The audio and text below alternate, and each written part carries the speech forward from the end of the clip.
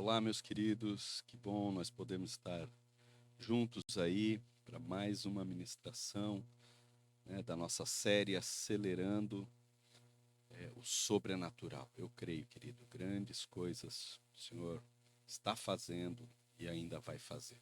Vamos experimentar grandes coisas aí nesse ano. Eu creio no antes e depois, em nome de Jesus. Queridos, então, né, vamos caminhando aí, vamos crescendo e que cada um de nós não seja um mero ouvinte da palavra, mas sim um praticante.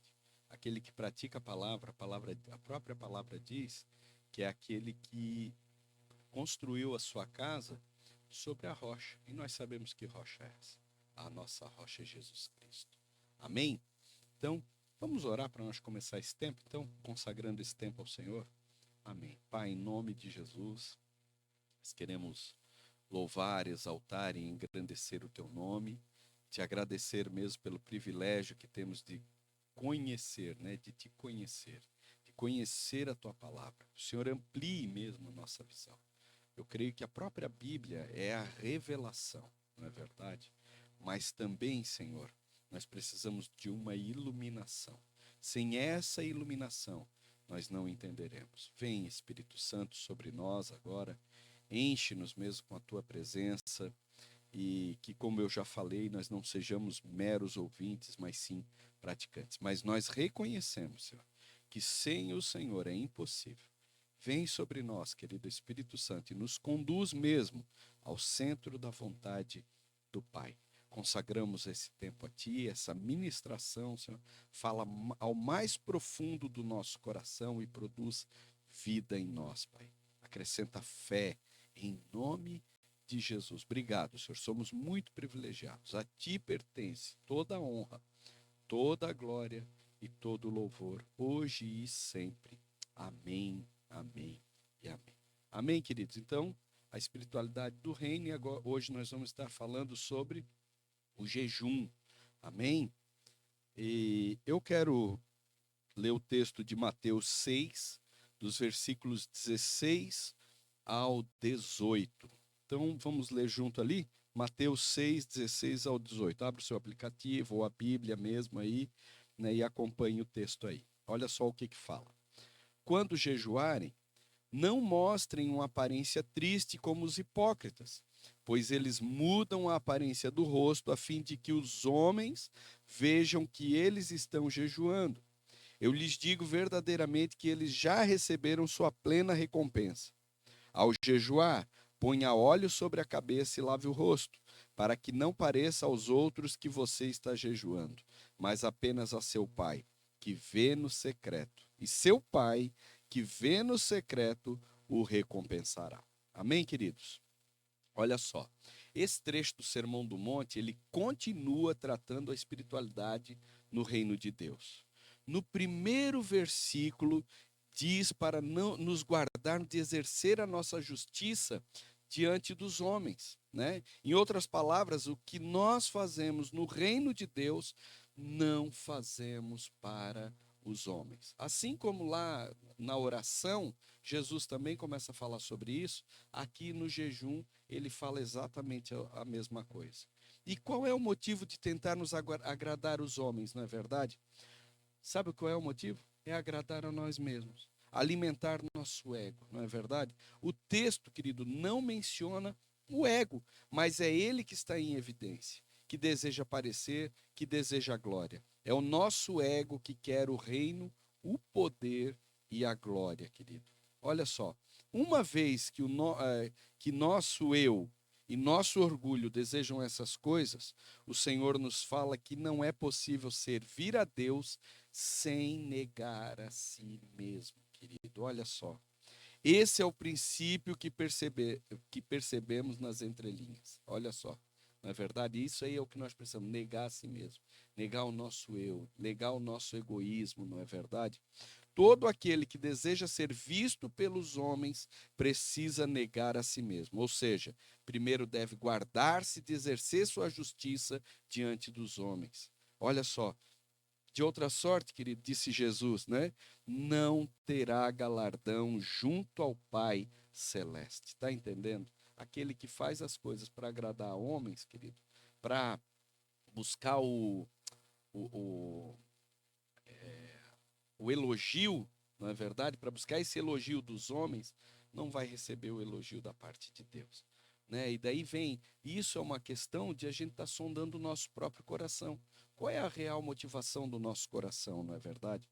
O Senhor promete galardão, querido, para 3 ações, olha só: orar, dar esmolas e jejuar. Dar é a primeira expressão da espiritualidade no reino de Deus no Novo Testamento, querido. Ninguém pode dizer que é espiritual sem dar algo para alguém.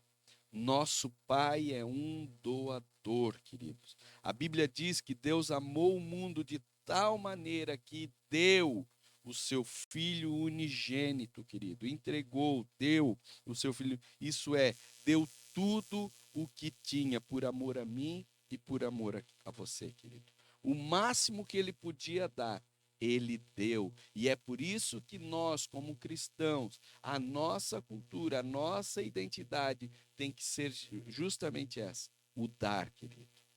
Né? Olha só, a primeira coisa que devemos fazer é dar.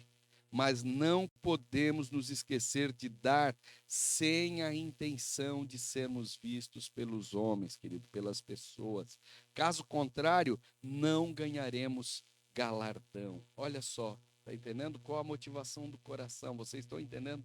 Com Deus a coisa é muito mais profunda. Não é só a aparência, não é só o externo, não é só o fazer, mas também a motivação do nosso coração. Como já vimos, querido, há 2 tipos de galardão: o de Deus e o dos homens.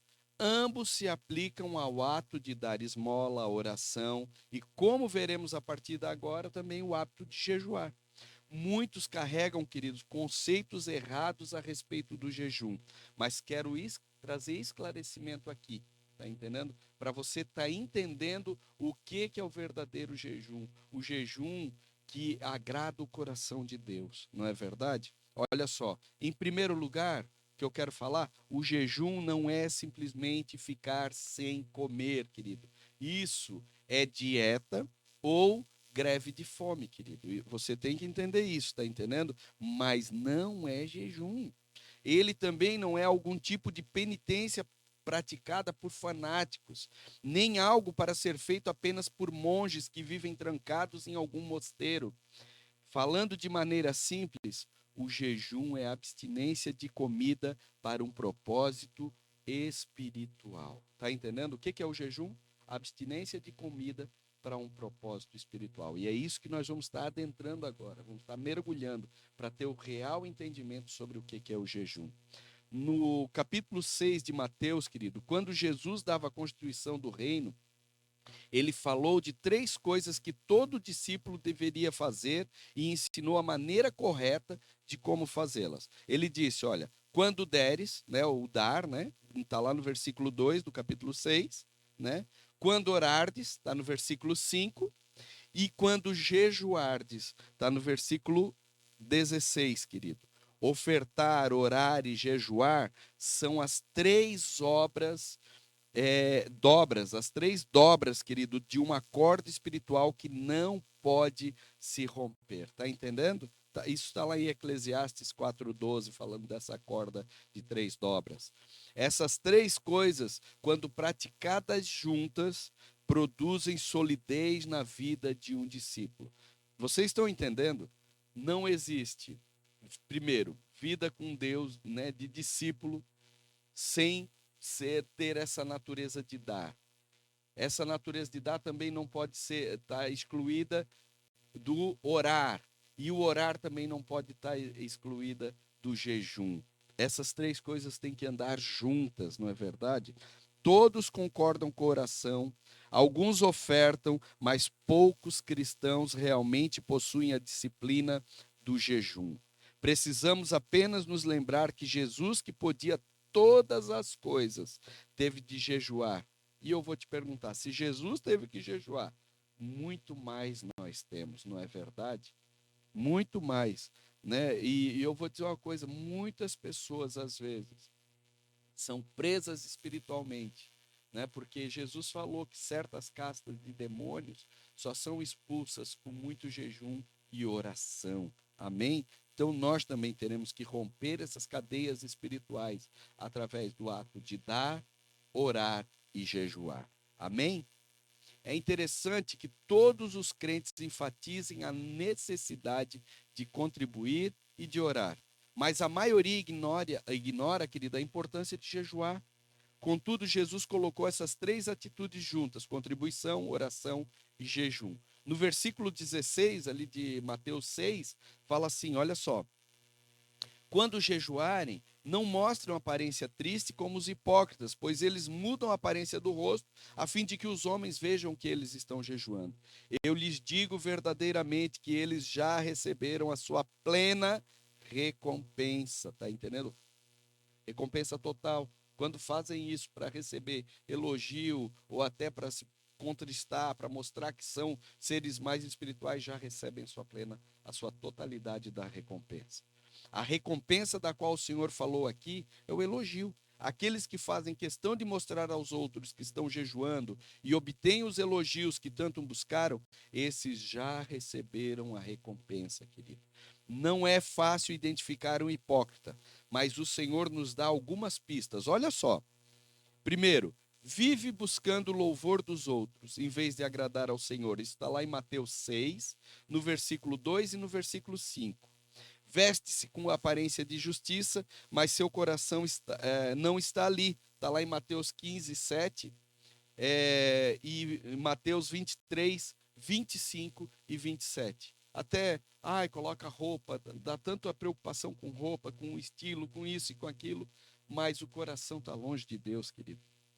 Olha só, tem uma visão legalista da vida cristã e de como os outros devem vivê-la. Está mais preocupado de como os outros vão ver ela e como ele vê os outros do que aquilo que Deus pensa realmente. Isso está lá em Mateus 23, 23.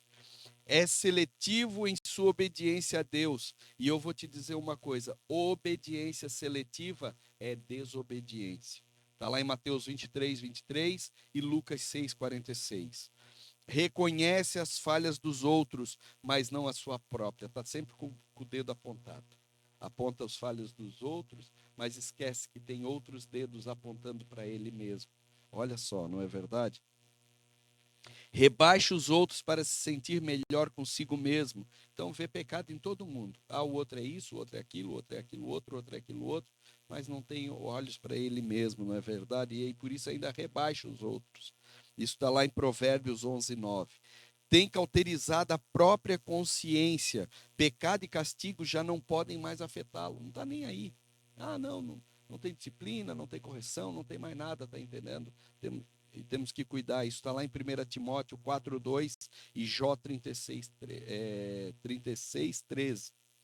Professa ser salvo, mas em seu coração ele sabe a verdade. Está longe de Deus, nunca nasceu de novo, não é verdade? Está lá em Mateus 7, versículos 21 ao 23, queridos. Olha só, isso nos aponta. E eu vou dizer uma coisa: isso aqui, esse filtro aqui, não é para que a gente passe nos outros, é para que a gente olhe para nós mesmos, queridos.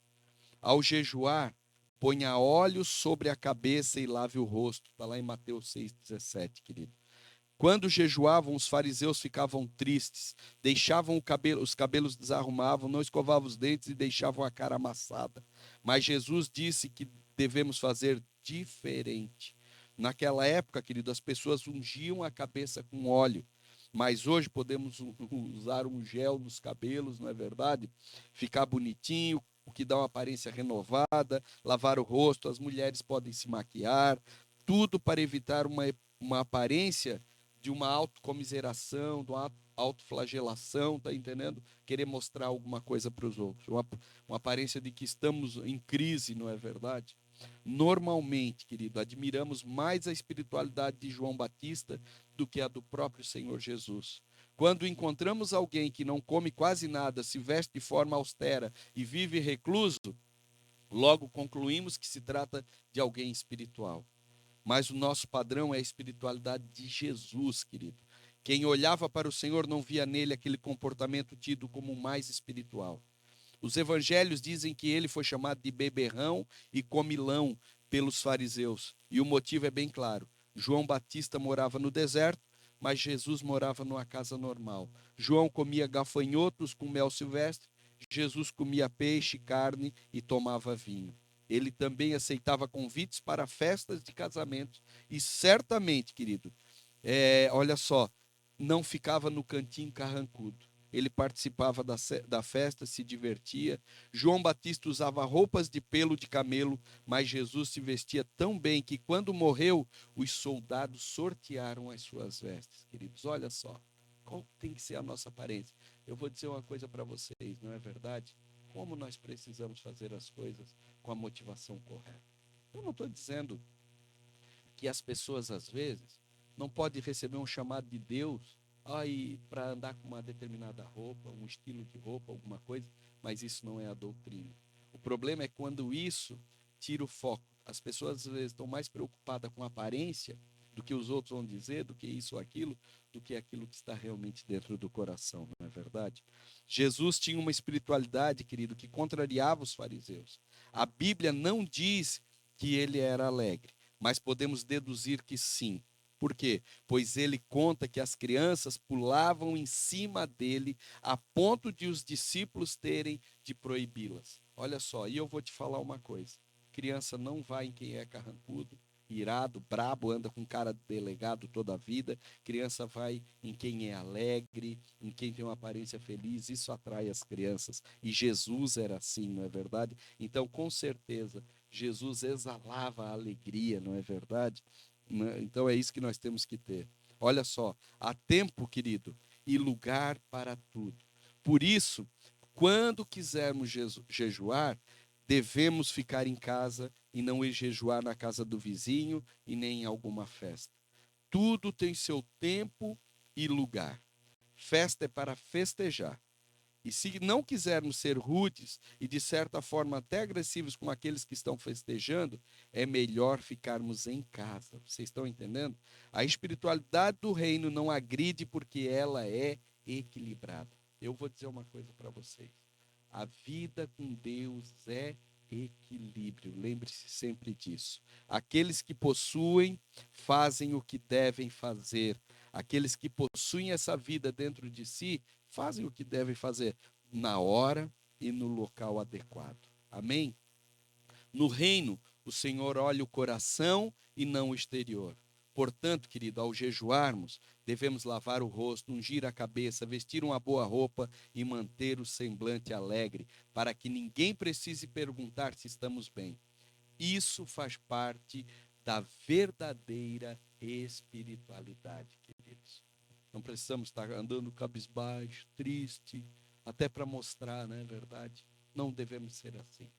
Estamos cheios da presença de Deus e aonde Deus está, a alegria do Senhor impera. Aleluias, glórias a Deus. Obviamente, querido, isso não significa que tudo que nós fizemos precisa ser em oculto, não é verdade? Esse não é o padrão de Deus. O Senhor não quer que oremos somente trancados no quarto. O apóstolo Paulo fala sobre isso, olha só, 1 Timóteo 2,8 diz assim, ó, quero, pois, que os homens orem em todos os lugares, todo lugar, levantando mãos santas, sem ira e sem discussões. Em todo lugar inclui as casas, as praças, as ruas. Há momentos em que oramos em públicos, outros em que toda a igreja é convocada a jejuar por alguns dias, como nós estamos vivendo agora. E o Senhor não quer que nos escondemos ou nos privemos disso. O que Ele quer é que não façamos essas coisas com a intenção de sermos elogiados pelos homens. O Senhor está olhando nossa intenção, nosso coração. O coração do homem, querido, é enganoso. Ele pode nos levar a fazer muitas coisas apenas pelo desejo de aparecer, de ficar sempre em evidência, querido. Ser visto, elogiado, colocado acima dos demais. Isso é obra do ego, querido.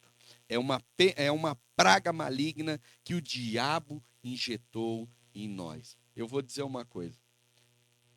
Daqui a pouco nós vamos estar falando sobre uma cultura que nós temos que ter, que é uma cultura de honra. E isso agrada a Deus. Honra uns aos outros, não é verdade?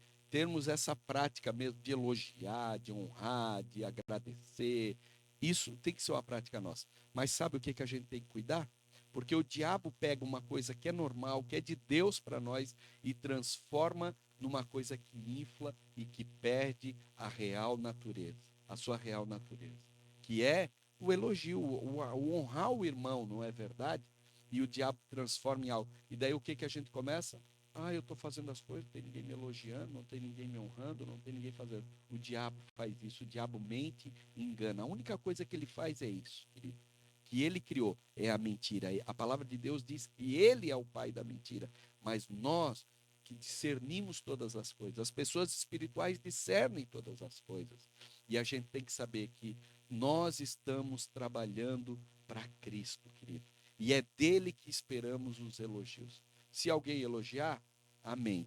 Se não elogiar, amém também, porque nós não esperamos elogio de pessoas, mas sim do Senhor. Esperamos aquele dia que chegaremos diante deles e ouviremos: servo bom e fiel, fosse fiel no pouco, te colocarei sobre o muito. Entra para a alegria do teu Senhor. Aleluia. É isso que nós temos que esperar, querido. Amém? Olha só, o coração do homem, querido, é enganoso, a palavra fala isso. Ele pode nos levar a fazer muitas coisas apenas pelo desejo de aparecer, de ficar em evidência, de ser elogiado, né? Mateus 6,18 fala assim, ó: para que não pareça aos outros que você está jejuando, mas apenas a seu pai que vê no secreto. E seu pai que vê no secreto o recompensará. A Bíblia, querida, ela não menciona que os discípulos de Jesus jejuavam. Eles não faziam, mas sabemos que os discípulos dos fariseus e de João jejuavam. Olha só o que fala em Mateus, né? Capítulo 9, versículo 14 e 15. Fala assim, ó: então os discípulos de João vieram perguntar-lhe: por que nós e os fariseus jejuamos, mas os teus discípulos não? Jesus respondeu: como podem os convidados do noivo ficar de luto enquanto o noivo está com eles? Virão dias quando o noivo lhe será tirado, então jejuarão. Os três assuntos tratados por Jesus no Sermão da Montanha com respeito à vida espiritual, né? Há dois que ninguém questiona. O primeiro, né, é contribuir. Todos reconhecem que devem ofertar. O segundo é orar. Ninguém diz nada contra a oração, mas o jejum, querido, este sim é resistido. Olha só, as várias desculpas usadas pelas pessoas para não jejuar. Olha só, alguns dizem que jejuam, que o jejum é um hábito do Velho Testamento, mas orar e contribuir também são. Temos que pensar, ser inteligente. Outros dizem que é da Idade Média, mas assim como o jejum, a pregação e até o púlpito também são e ninguém diz nada. Dizem que jejum era coisa que fariseu, mas os discípulos de João também jejuavam. Outros afirmam que o que importa no Novo Testamento é o coração, o jejum é físico. Ora, Deus olha o coração, mas precisamos trazer, querido, o nosso corpo como um sacrifício vivo. Está lá em Romanos 12:1, querido. Olha só, todos temos 1000 desculpas para não jejuar, mas precisamos entender que Jesus não aboliu o jejum. A palavra menciona 3 pontos, formando um tripé, né? Formando então esse tripé. Mas se faltar um deles, não há como se manter de pé. O fato é, não há cristianismo bíblico, tá entendendo? Sem o jejum genuíno. O jejum, querido, é a vontade de Deus, você pode ter certeza. A palavra de Deus nos mostra algumas práticas aos quais o jejum está associado. A primeira dela, renúncia. Amém? Olha só, certamente temos muito a renunciar. Precisamos abrir mão dos desejos da carne para que o espírito prevaleça. Jejuar é entrar na morte para que a vida de Deus possa fluir. Segundo, disciplina, querido. Lembre-se bem dessa palavra. A primeira, renúncia. A segunda, disciplina. Não há cristianismo sem disciplina. O cristão precisa ser disciplinado. O jejum faz parte de nossa vida cristã, querido. Mortificar a carne é essencial para aqueles que desejam caminhar com o Senhor. Não podemos pensar que orar ou ofertar são suficientes. São parte, mas não são suficientes. É o tripé, lembre-se. Do mesmo modo como Jesus não ordenou, mas nos deu orientação a respeito da oração e das ofertas, ele faz a respeito da prática do jejum. Disse que quando partisse, chegaria o tempo em que nós teríamos que jejuar. E esse tempo já chegou, querido, pode ter certeza. Segundo, humilhação, querido. Tá lá, isso vai falar no Salmos 35, 13 e Isaías 58, do 3 ao 5. No linguajar do Velho Testamento, sempre que alguém se humilhava diante de Deus, o fazia com panos de saco, com cinzas na cabeça. Hoje, querido, as cinzas e os panos de saco não são mais necessários, mas Jesus não aboliu o jejum. O jejum ainda é necessário. Outra, arrependimento, querido. Olha só, Neemias 9, 1 e 2 fala sobre isso, Jonas 3, 5 fala sobre isso, Daniel 9, 2 fala isso, Atos 9, 9 também fala sobre isso. Todas as vezes em que a Bíblia menciona que alguém se arrependeu, essa pessoa fez com jejum. Olha só. Próxima, oração.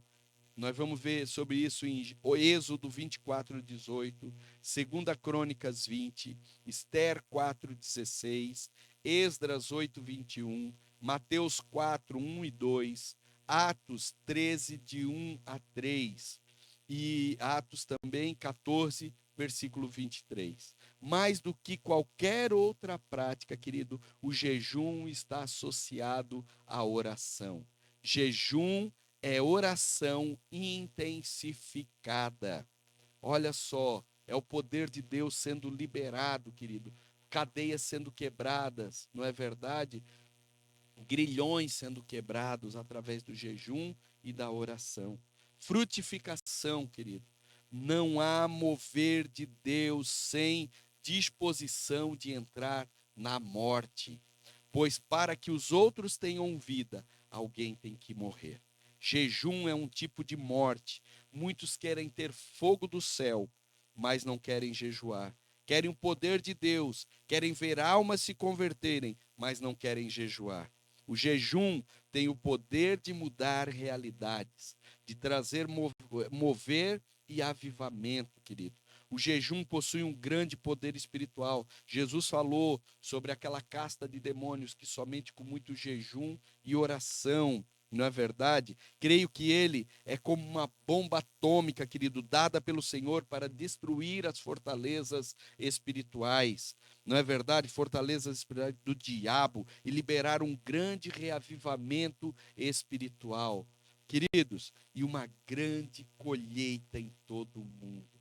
Você quer ver o mover de Deus sobre a sua vida, sobre a sua célula, sobre temos que nos mobilizar sobre a nossa família, sobre a nossa casa, querido, nós precisamos, né, voltar à prática do jejum, não é verdade?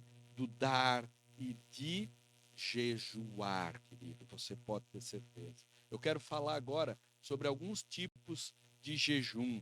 Olha só, Valnice Milhomens nos dá uma classificação de alguns tipos de jejum apresentados na palavra de Deus, todos envolvendo abstinência de alimento. Então, o jejum é abstinência de alimento, certo? O jejum absoluto, olha só, é o jejum que nos abstemos de comer e beber.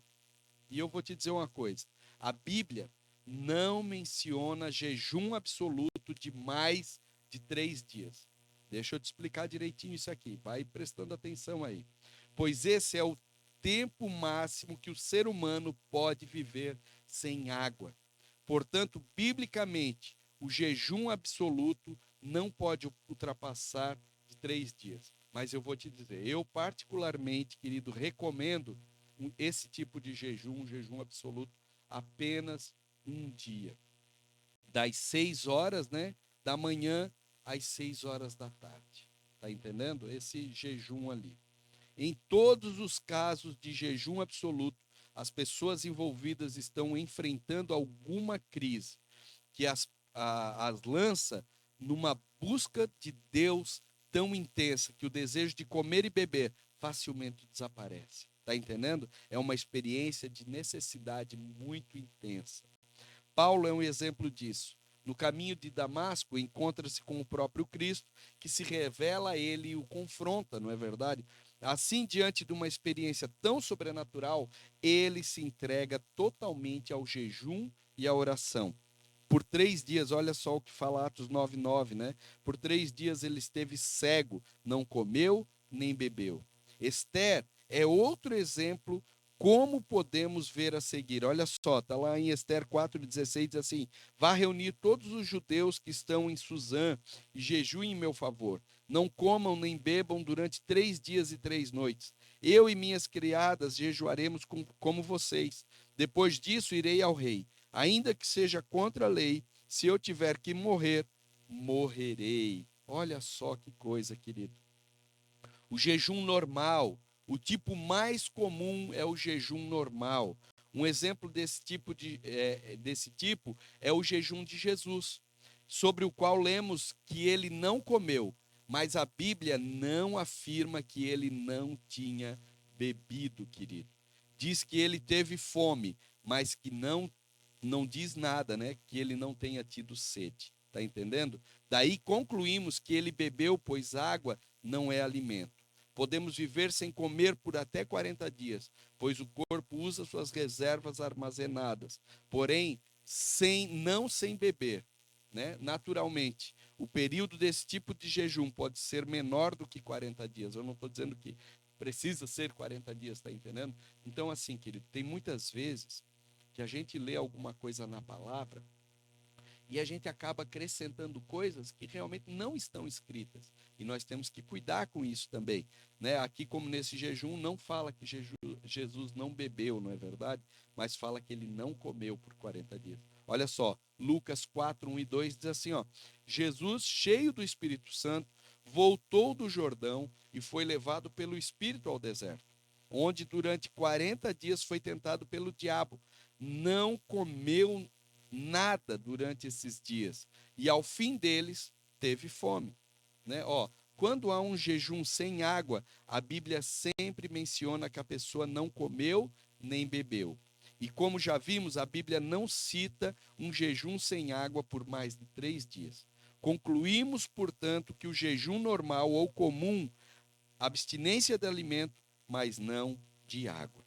Olha só, não existe qualquer referência bíblica que possa sugerir que o jejum envolva abstinência do sono. A Bíblia diz distinção entre vigílias, ela faz essa distinção entre vigílias e jejum. Está lá em 2 Coríntios 6:5 e 2 Coríntios 11:27. Se a abstinência do sono fosse necessária ao jejum, a menos que houvesse uma intervenção sobrenatural, ninguém poderia dedicar-se a períodos mais longos de jejum, pois o corpo exige sono antes mesmo de água e de alimento. Agora, querido, eu quero estar falando sobre o jejum sobrenatural. Olha só, temos referência a jejuns absolutos prolongados, mas que certamente são de caráter sobrenatural, pois naturalmente as pessoas não poderiam ter vivido, elas não poderiam ter sobrevivido a isso. O primeiro deles é o de Moisés. Por 2 vezes, praticamente sem intervalo, ele teve por 40 dias e 40 noites na presença de Deus, no monte, durante os quais não comeu e nem bebeu. Isso aí você vai ver lá em Deuteronômio 9, nos versículos 9 e no versículo 18, querido. Moisés, o que nós temos que entender é que Moisés era sobrenatural aquele tempo ali. Ele estava na real presença de Deus, envolvido por sua glória e certamente em suspensão de todos os seus sentidos, está entendendo? Não era um jejum natural, como aqueles que fazemos e como o que Jesus fez. Outro caso também de jejum sobrenatural é o caso de Elias, né? Sua jornada para o Monte Horebe parece ter sido feita em um período de jejum absoluto de 40 dias. Se assim aconteceu, também deve ter sido uma experiência sobrenatural. Olha só, essa passagem está lá em 1 Reis 19:8. Vamos ler, olha só. Então ele se levantou, comeu e bebeu, fortalecido com aquela comida, viajou por 40 dias e 40 noites, até que chegou a Horebe, um monte de Deus. Uma caminhada tão longa, querido, por um deserto tão abrasador, em jejum absoluto, com certeza seria suicídio. Mas o alimento e a bebida que o anjo lhe trouxe habilitaram-no a tal proeza. Por quê? Porque era algo sobrenatural. É interessante notar, querido, o paralelo entre esses dois representantes da velha aliança. Moisés, o que trouxe a lei, e Elias, né, seu restaurador. Está lá em Malaquias 4, do 4 a 6, e Marcos 9, 12, né? Ambos passaram por um jejum sobrenatural, tiveram o fim de sua vida terrena de modo sobrenatural, bem como uma reaparição sobrenatural com Cristo no Monte da Transfiguração. Olha só, isso aí é tremendo demais, não é verdade? São pessoas que Deus chamou para viver um sobrenatural, uma coisa além, e voltaram com Cristo, não é verdade? Que coisa tremenda, né? Agora eu também quero falar sobre o jejum parcial. Jejum parcial, querido, fala de uma dieta restrita, da abstinência de alguns alimentos apenas. O exemplo é o clássico jejum de Daniel, não é verdade? Está lá em Daniel 10, versículos 2 e 3, você vai encontrar isso. Trata-se de um jejum parcial. Não se diz qual a sua dieta. Supomos que talvez fosse a mesma do início de sua carreira na Babilônia, onde ele só comia, né, legumes e água para beber, não é verdade?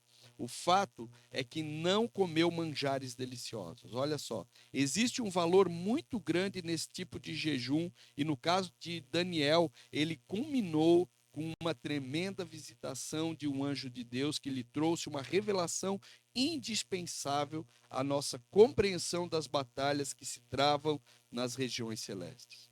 No Novo Testamento, querido, encontramos João Batista com uma dieta bastante restrita, gafanhotos e mel silvestre. Nesse caso, ele levou uma vida em jejum parcial, tá entendendo?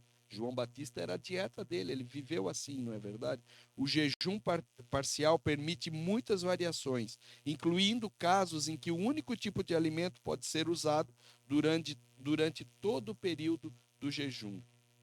Amém? Ah, a pessoa faz um jejum, eu vou comer somente batata, vou comer um tipo de alimento só, não é verdade?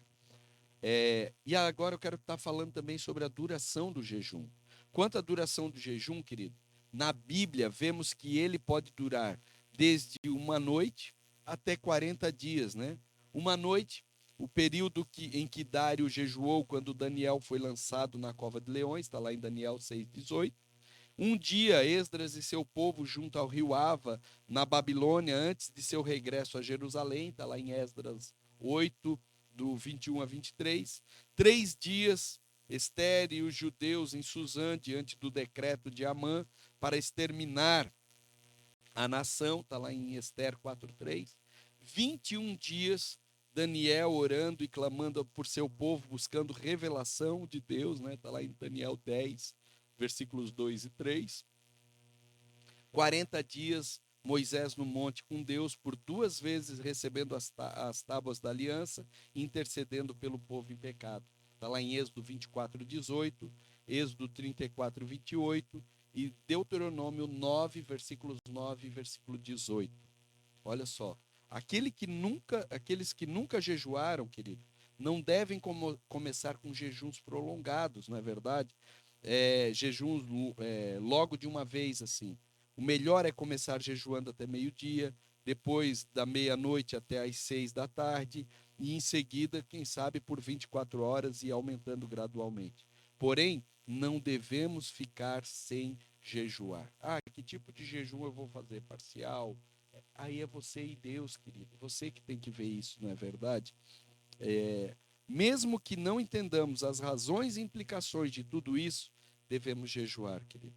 mas não como um sacrifício, uma barganha para comprar a bênção de Deus, nem como uma penitência para agradá-lo, ou ser aceito por ele. Nós não precisamos disso. Jesus morreu para que nós fôssemos aceitos. Amém? O jejum não é para isso, mas para disciplinar o nosso corpo, intensificar a oração e liberar fé. O jejum não é para Deus, mas para nós. Nós fizemos por nós mesmos. Deus não ganha nada com o nosso jejum. Quem ganha somos nós. Portanto, nossa atitude no jejum é fundamental, querido. Fazer jejum sem uma mudança de vida e de comportamento também não adianta. Isso é apenas parar de comer, querido. Temos de abandonar o pecado, andar em santidade, disciplinar nossos hábitos do dia a dia, cuidar do que dizemos, vemos e aonde vamos. O tempo de jejum está associado também à santificação e separação para Deus. Portanto, não aconselho alguém a fazer jejum absoluto trabalhando. Olha só, o jejum parcial é possível, apesar de não ser o melhor. Contudo, se não tivermos alternativa, podemos fazê-lo trabalhando mesmo. Amém? Em minha opinião, querido, nesse caso, o melhor é fazer o jejum no final de semana, iniciando na noite de sexta e encerrando no almoço de segunda-feira. O efeito será tremendo, principalmente se nos fecharmos no quarto e nos separarmos para Deus, lendo a palavra, sem TV, nem literatura que não procede de Deus. Certamente o Senhor nos recompensará com muita bênção e um galardão. Amém? Portanto, querido, este é o padrão da espiritualidade do Novo Testamento. A atitude anterior, não interior, não a aparência exterior, querido. Não devemos fazer nada com o fim de sermos vistos pelos homens, mas por Deus. É essa a intenção. Por outro lado, não devemos julgar ninguém segundo as aparências. Não conhecemos o coração das pessoas. Você não conhece, eu não conheço, ninguém conhece, mas Deus o sabe. Apenas a aparência exterior. Portanto, cabe apenas ao Senhor julgar, querido, nossas ações e intenções. Amém? Queridos, a palavra de Deus diz que quem é espiritual discerne todas as coisas. Vivemos nesse corpo carnal, mas temos que viver como seres espirituais. É assim que Deus te fez. Amém? Vamos orar? Pai, em nome de Jesus, eu quero te louvar e te engrandecer mesmo por tudo que o Senhor está fazendo nesse tempo. O Senhor tem ampliado a nossa visão e o nosso entendimento, porque o Senhor quer que vivamos como esses crentes, esses cristãos vencedores, Pai. Abençoa a minha vida, abençoa a vida dos meus irmãos, para que não sejamos esses meros ouvintes da tua palavra, mas sim praticantes, Pai. Nos dê força, nos ajude a andar no Espírito e vamos crucificar a nossa carne. Em nome de Jesus. Amém, amém e amém. Amém, queridos. Deus abençoe grandemente a sua vida. Abraço.